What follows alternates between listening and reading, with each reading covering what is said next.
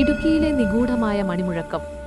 ഇടുക്കിയിലെ ആ നിഗൂഢമായ കുന്നിൻമുകളിലെ പഴയ പള്ളിയിൽ നിന്ന് 50 വർഷങ്ങൾക്കു ശേഷം ആ മണി മുഴങ്ങിയപ്പോൾ ഗ്രാമം ശരിക്കും സ്തംഭിച്ചുപോയി.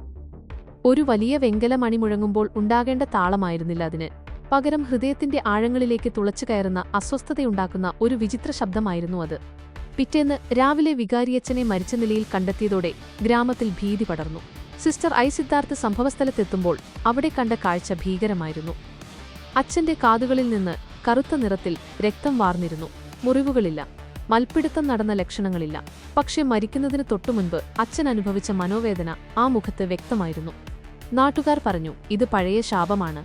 എന്നാൽ സിദ്ധാർത്ഥെന്ന യുക്തിവാദിക്ക് അത് വിശ്വസിക്കാനായില്ല. അയാൾ ആ മണിമാളികയുടെ മുകളിലേക്ക് കയറി.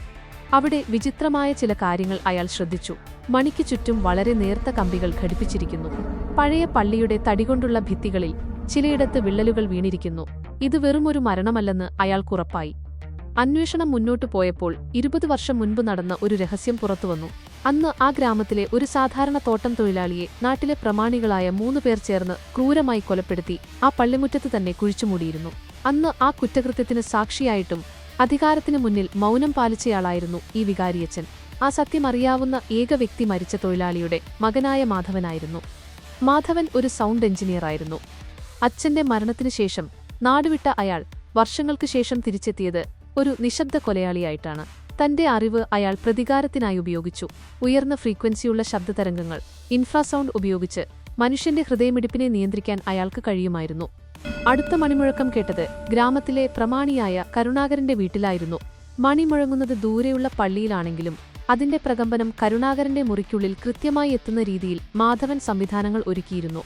ശബ്ദം കൂടുന്തോറും കരുണാകരന്റെ ശ്വാസം മുട്ടി. ജനൽ ചില്ലുകൾ തകരുന്നതുപോലെ അയാൾക്ക് തോന്നി. സിദ്ധാർത്ഥ് ഓടിയെത്തുമ്പോഴേക്കും കരുണാകരൻ മരിച്ചു വീണിരുന്നു.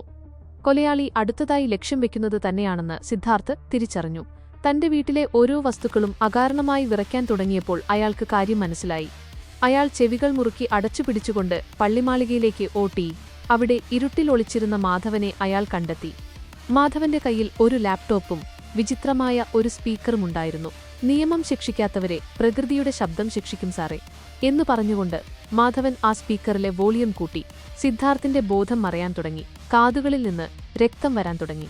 തന്റെ തോക്കെടുക്കാൻ പോലും കഴിയാത്ത വിധം അയാൾ തളർന്നു. പക്ഷെ അവസാന നിമിഷം തന്റെ കയ്യിലുണ്ടായിരുന്ന വയർലെസ് സെറ്റിലെ ഹൈപിച്ച് സിഗ്നൽ സിദ്ധാർത്ഥ് ഓൺ ചെയ്തു. 2 വ്യത്യസ്ത ഫ്രീക്വൻസികൾ തമ്മിൽ കൂട്ടിയിടിച്ചതോടെയുണ്ടായ വലിയ സ്ഫോടനത്തിൽ ആ മണി പൊട്ടിത്തെറിച്ചു.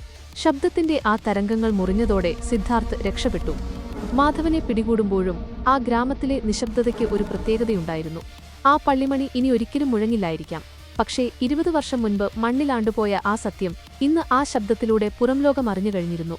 സിദ്ധാർത്ഥ് ആ പള്ളിപ്പടികൾ ഇറങ്ങുമ്പോൾ മഞ്ഞുമൂടിയ ആ കാറ്റിൽ ഒരു നേർത്ത മൂളൽ ഇപ്പോഴും അവശേഷിക്കുന്നുണ്ടായിരുന്നു.